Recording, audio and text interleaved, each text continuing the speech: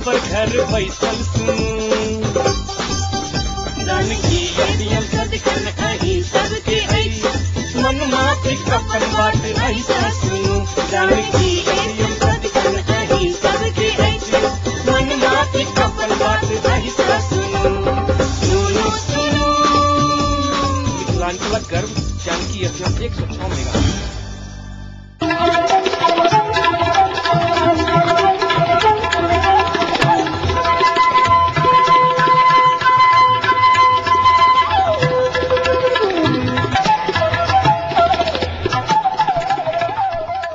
नमस्कार, Janki FM 106 megahertz Janaki समाचार में अपने के स्वागत है। जैसा सुनल जाओ समाचार।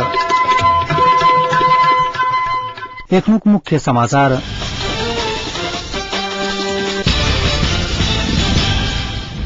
एमाले पोलिट ब्यूरो सदस्य झा द्वारा राजनामा नागरिकता के नाम में तराई के राजनैतिक दल पैघ राजनैतिक कहने राष्ट्रिय जनमोर्चा नेपालका अध्यक्ष केसीका आरोप। एमाले आ माओवादी बीचक 7 बुँदे सहमति प्रति राष्ट्रिय जनशक्ति पार्टी आपत्ति। एमाले अध्यक्ष खनाल नेतृत्वक सरकार बेसी दिन टिकन नहीं सकत कांग्रेसक नेता पौडेलक दावा। आ नेपाल द्वारा कतार 6 विकेट से पराजित नेपाल फाइनल में प्रवेश।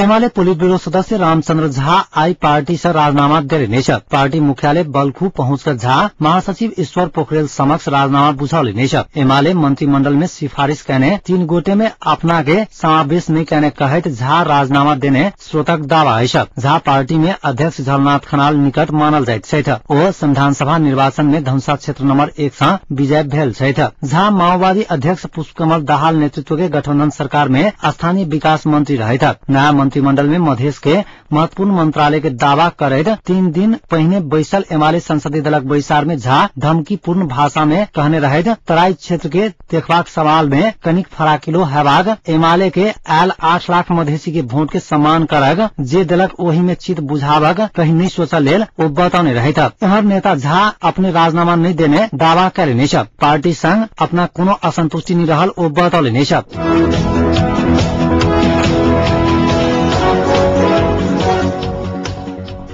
सद्भावना पार्टी के निलंबित महासचिव तथा मुख्य सचेतक अनिल कुमार झा अध्यक्ष राजेन्द्र महतो की निरंकुशता विरूद्ध पार्टी आ नेता कार्यकर्ता के लेल आंतरिक संघर्ष करता बतौलिनेछ। पार्टी कोनो तह में नहीं रह जका काल्हि रात में झा के निलंबन कयल गेल छल। आई राजधानी में आयोजित साक्षात्कार में झा अध्यक्ष महतो अपना व्यक्तिगत महत्वाकांक्षा के लेल कार्रवाई कहने आरोप लगौलिनेछ। महतो के शुरू से अखन धरि अपने सहयोग कहने आ अंत में अपना कार्रवाई कहनाई दुखद रहल बतौलिनेछ। नेता झा पार्टी आंतरिक विवाद देखाकर एमाले माओवादी गठबंधन के सरकार में जबाक लेल तो बार्गेनिंग शुरू करने आरोप लगौलिनेछ। यह सरकार में जाय के लेल पार्टी फुटावक प्रयास करने कई महतो लगाउने आरोप झूठ रहल बतवित महतो विरूद्ध संघर्ष करक चेतावनी ओ देलिनेछ। अध्यक्ष महतो मंत्री रहल समय राजनैतिक नीति आ सरकारी स्थान में अपन आदमी सबके रखने आरोप लगौलिनेछ। मंत्रालय दुरुपयोग करने एक प्रमाण अपना लग रहल सेहो ओ बतौलिनेछ।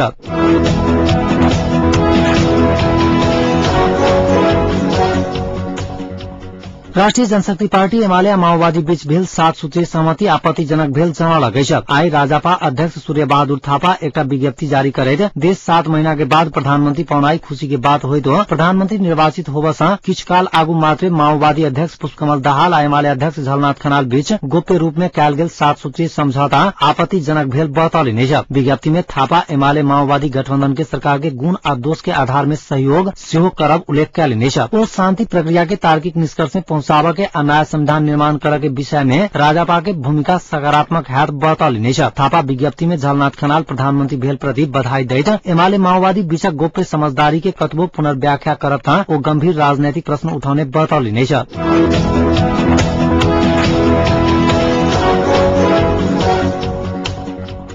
राष्ट्रपति डॉक्टर रामवरण यादव बसंत पंचमी के अवसर में आई बसंतपुर दरबार गए नासल चौक जागा बसंत श्रवण कयलिनेछ। नासल चौक में राष्ट्रपति डॉक्टर यादव पुरोहित सब सँ टीका तथा प्रसाद ग्रहण कयलिनेछ। उस समारोह में उपराष्ट्रपति परमानंद झा आ प्रधानमंत्री झलनाथ खनाल सहभागी छलैथ। ओ अवसर में संविधान सभा के अध्यक्ष सुभाष नेवांग तथा उच्च पदस्थ सरकारी अधिकृत सबके सेहो सहभागिता छलैन।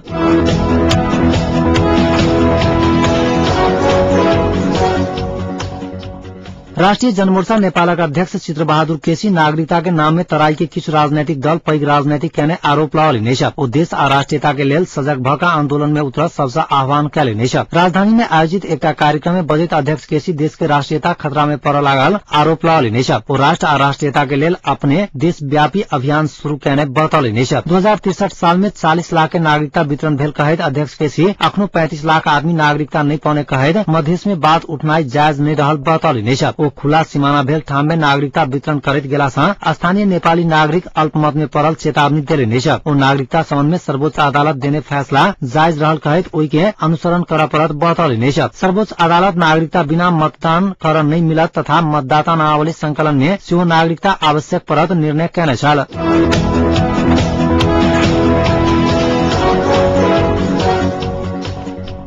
कांग्रेस संसदीय दलक नेता रामचन्द्र पौडेल एमाले अध्यक्ष झलनाथ खनाल नेतृत्वक सरकार बेसी दिन नहीं टिकत बतौले नेछ। जिला के भीमाद गांव कार्य समिति कार्यकर्ता द्वारा आयोजित कार्यक्रम में बजट नेता पौडेल माओवादी आ एमाले के स्वार्थपूर्ण गठबंधन से बनाओल गेल ई सरकार मंत्री चयन में उझरेला सँ लोकतंत्र के उपहास भेल बतौले नेछ। एहि अवस्था में एमाले माओवादी के साथ देनाई लोकतांत्रिक पद्धति के उपहास अछि कहैत पौडेल हथियार त्याग नागरिक पार्टी नहीं भेला माओवादी के साथ असमर्थन लेनाई सँ एमाले के दुमुहा चरित्र प्रश्न भेल बतौले नेछ। खनाल प्रधानमंत्री बनल 6 दिन बितो मंत्रालय के भागबंडा में उझरेनाई दुख के बात रहल ओ बतौले नेछ। माओवादी में हथियार मोह आ एमाले में सत्ता मोह रह धैर्य देश में नया संविधान बन नहीं सकत पौडेल के कहब छलैन। ओ देश आ नया संविधान निर्माण के लेल कांग्रेसक विचार उत्कृष्ट रहल बतौले नेछ। पौडेल देश में शांति आ संविधान निर्माण के लेल राष्ट्रीय सहमति की सरकार अपरिहार रहल बतौले नेछ। ओ माओवादी आ एमाले बीच भेल 7 बुंदे सहमति देश के लेल धोखा भेला सँ कांग्रेस के मान्य नहीं हाथ बतौले नेछ।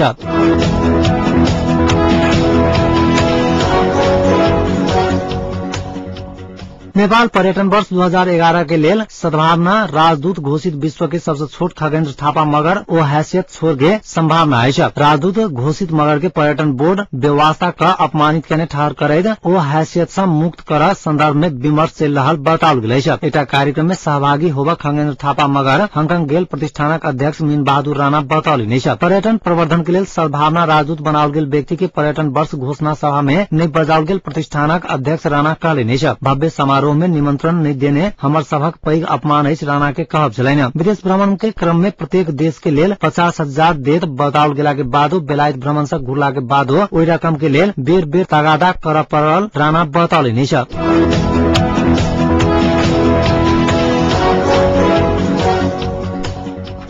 आई बेरिया में बैसावाला माओवादी स्थायी समिति बैसार स्थगित भेल है। एमाले संघ मंत्रालय बाँट फाँटक संबंध में सहमति होबा नहीं सकला के बाद माओवादी 3 बजे बजौने अस्थायी समिति बैसार स्थगित भेल है। अब एमाले संघ सहमति भेला के बाद मात्र अस्थायी समिति बैसार बैसत। एमाले माओवादी के गृह मंत्रालय नहीं देवा के अडान रखला के बाद सहमति होबा नहीं सकल है। माओवादी गृह परराष्ट्र स्थानीय विकास भौतिक योजना ऊर्जा आपूर्ति शिक्षा सहितक मंत्रालय पावा के मोटा मोटी सहमति भ चुकल बतबैत आयल है। ऐसा आगू नेकपा एमाले संघ मंत्रालय बाँट फाँट में सहमति होबा नहीं सकला के बाद बृहस्पति दिन प्रधानमंत्री झलनाथ खनाल मात्र शपथ ग्रहण करने रहे थे। ऐसा आगू कायल दुनू दलक शीर्ष नेता सब बीच मंत्रालय बाँट फाँट आ 7 सूत्रीय सहमति कार्यान्वयन संबंध में सेहो विमर्श भेल छल।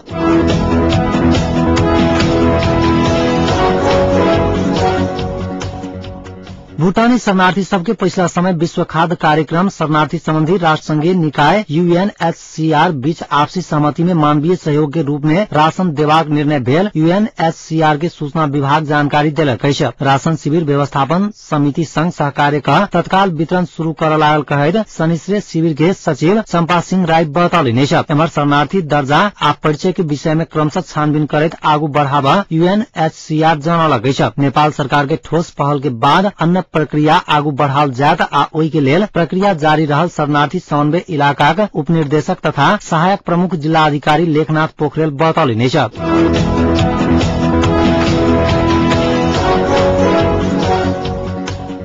काठमाडौँ बम काण्ड में संलग्न नेपाल प्रहरीक सर्वाधिक खोजिक सूची में रहल तराई आर्मीक राजनारायण ठाकुर उपनामक मिस्टर डॉन के रौतहट पुलिस गिरफ्तार कयल गई। गिरफ्तार ठाकुर के संग से विभिन्न नंबरक मोबाइल फोन आ पार्टीक दस्तावेज बरामद कयल गेल पुलिस जनौलक अछि। गत 2063 साल भादव 16 गते राजधानी त्रिपुरेश्वर बालाजू आ महाराजगंज में एके साथ बम विस्फोट करौला से 2 गोटे के मृत्यु भेल रहेगा। तराई आर्मी केंद्रीय अध्यक्ष मिस्टर जोनक पार्टी से उक्त विस्फोट कराओल गेल बतौने छल। उक्त मानवता विरोधी विस्फोट पश्चात नेपाल प्रहरी तराई आर्मी केन्द्रीय अध्यक्ष मिस्टर जोन राजनारायण ठाकुर, अजय कुमार सहनी, घुरन ठाकुर, रामाकान्त ठाकुर आ पसिन्दर कुमार बैठा सहितक व्यक्ति के सर्वाधिक खोजिक सूची में राखल छल। 2 वर्ष आगू तराई आर्मी केन्द्रीय अध्यक्ष जोन के पुलिसक कार्रवाई में मृत्यु भेल छल। पुलिस सर्वाधिक खोजी करैत आयल राजनारायण ठाकुर के रौतहटक लक्ष्मीपुर गाविस 8 सँ मोटरसाइकिल में सर्लाही जा रहल समय गिरफ्तार कयल गेल जनाओल गेल। स्थानीय बसबिटी जिंगडिया गाविस 8 घर रहल ठाकुर घटना पश्चात किछु महीना भारत रहिक नेपाल आयल छल।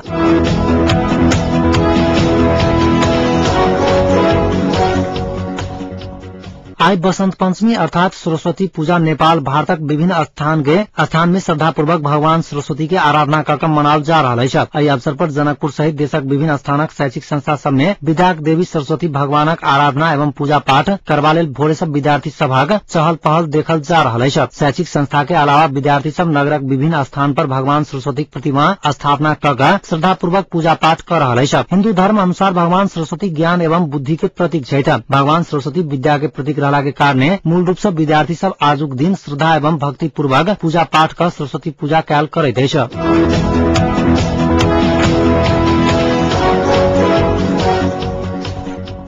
थाईलैंड में जारी ACC under 19 elite cup cricket में नेपाल फाइनल में प्रवेश कयलक अछि। सेमीफाइनल में आई खेलने कतार के 6 विकेट से पराजित करैत नेपाल उपाधि नजदीक पहुंचल अछि। कतार प्रस्तुत केने 114 रनक लक्ष्य नेपाल 20 ओवर में 4 विकेटक नुकसान में पूरा केने छल। नेपाल के जीत में नरेश बुढ़ा एर आ सागर पुन तेसर विकेट के लेल 82 रनक साझेदारी केलनि अछि। खेल के शुरुआते में बुढ़ा एर अभिजीत 40 आ पुन 36 रनक योगदान देलनि अछि। अहिना फैजरुख खान 19, प्रदीप एरी 12 आ सुभाष खकुरेल 2 रन बनौने था। राजेश पुलामी नॉट आउट भेल था। ऐसा आगू थाईलैंड के बैंकॉक स्थित एआईटी मैदान में टॉस हार कर बैटिंग करने कतार 47 ओवर में 113 रन में ऑल आउट भेल छल। कतार के सस्ते में समेटर राहुल विश्वकर्मा 4, भुवन कार्की 2, अविनाश कर्ण 1-1 विकेट लेने चला था। कतारक 3 बैट्समैन रन आउट भेल छल। आजुक जीत संगे नेपाल आईसीसी अंडर 19 विश्व कप क्रिकेटक छनौट चरण में स्थान सुरक्षित कयलक अछि। फाइनल में पहुंचा वाला 2 टोली यूथ विश्व कप के छनौट चरण खेला पावा के प्रावधान अनुसार नेपाल ओई के मौका पलक अछि।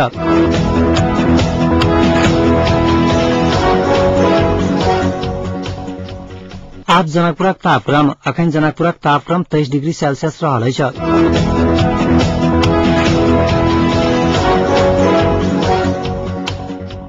अंत में पुनः एक बेर मुख्य समाचार।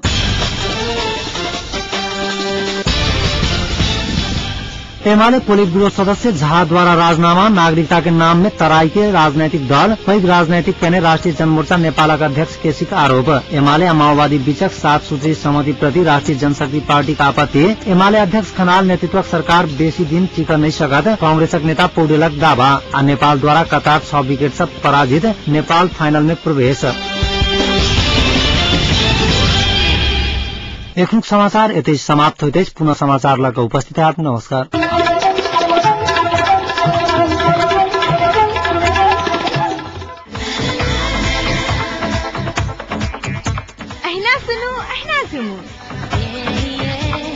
Janaki FM 106 megahertz.